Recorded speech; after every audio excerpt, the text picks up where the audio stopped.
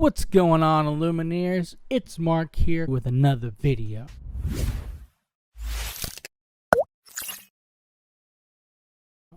Today, I wanted to go over my Set 8 Set Champs deck list.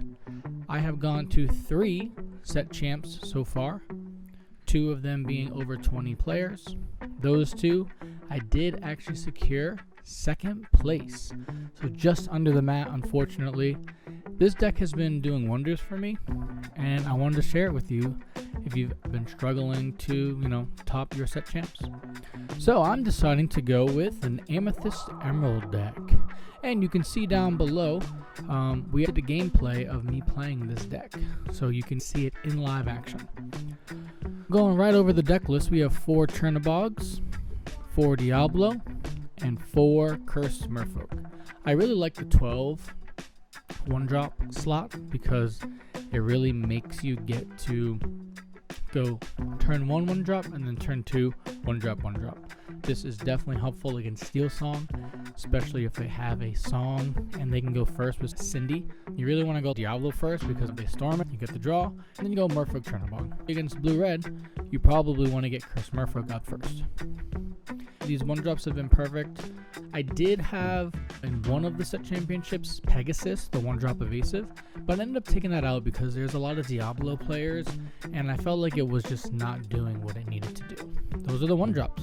For the true drops, we have 2 of the Flynn Rider, Charming Rogue. This is a set 1 card. Some Amethyst Emerald lists have been playing it, but I really like it, especially for the Blurple and the Blue-Red matchup. It really helps because you can go Cursed Merfolk and then Flynn, and you're threatening 6 lore on turn 3, so I really like that. The MVP of the deck is Go Tomago. This card is so good. I have won so many games when people just leaving damage with their Mauis, with their Elsas, and just gaining lore. Last week, I went Go on an Elsa for 4. Then I drew a Fox. I'm like, okay, I have 7-8. I was going against Ruby Amethyst. Bounce, play, gain 4 more. Can you believe I drew another Fox? I gained 4-8, 12 lore from a Go bounce. This has been the MVP card of the deck. Next card we're going over, Ursula. Obviously, this card is busted, especially in a Steel Song meta. It's always really good to play this, especially when Blue-Red goes first and you want to take out the How Far I'll Go. A lot of times they're going to mulligan into it, so you really always hit a song. Hopefully. This card is awesome, and I hope it gets reprinted in the new set. For 3 drops, we have Madam Mim Fox. This card is amazing. A lot of people will just quest. They don't think that you're going to be playing this for some reason. I'm not sure why, but really Fox and Crab are staple 4-ofs. Gets rid of rhinos, big things. You can bounce Crab and get rid of locations. That's one of my favorite things to do. The other 3 drops I have is the Peter Pan Shadow Finder. This is very crucial, especially in my locals. There's a lot of Diablos running around, and I need to have the most outs to Diablo. And that's another reason why I'm playing the kit here. They go Diablo, maybe they get a draw off you, but you just bounce it. And now you're having 1-drop kit. It's pretty powerful, and it's really hard for them to get that board state back in. So the 3 drops I've been loving. If you stay to the end, you'll see I have a very spicy card in the list. Alright, the next card is Genie, Wish Fulfilled. I'm on 4 of these because the evasive is too strong.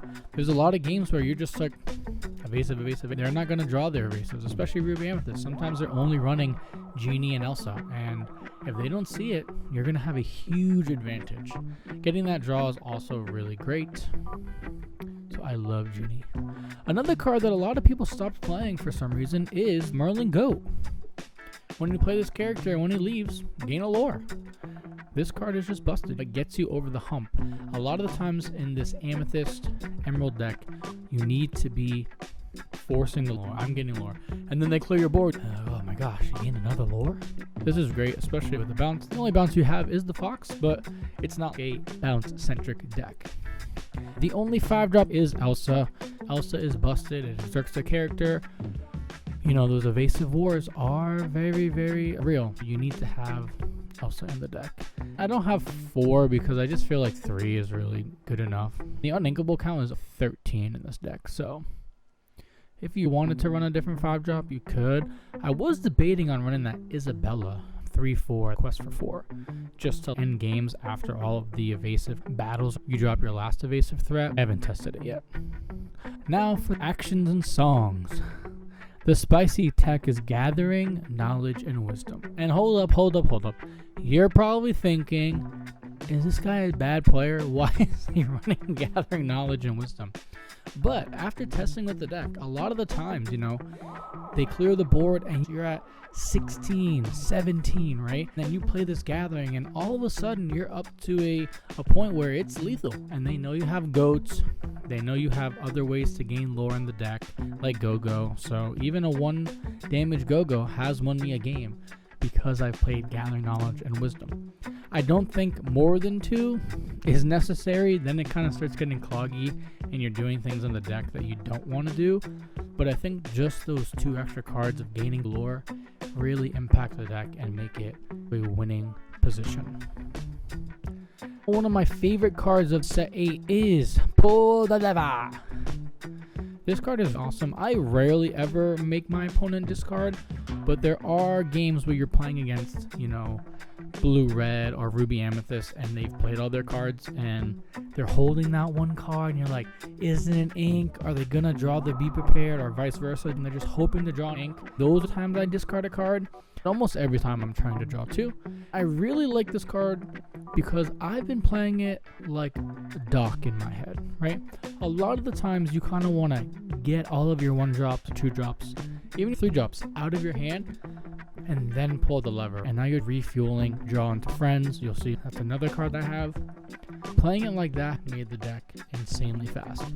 Another way to do it is just mulligan it back every time and then just hope that on turn 6 you can pull lever, wrong lever in the same turn. People tend to not think about that. You're drawing 2 and bouncing a card and you have board advantage because of the characters. So wrong lever is also really good. I rarely use it to put a player's character back to their hand, but sometimes shark comes down and you need to put him back. Questing again for 2 to 4 lore can get you there, where they're just going to play shark again and just, hope that they can out it. So, and the last card is only 3 friends on the other side.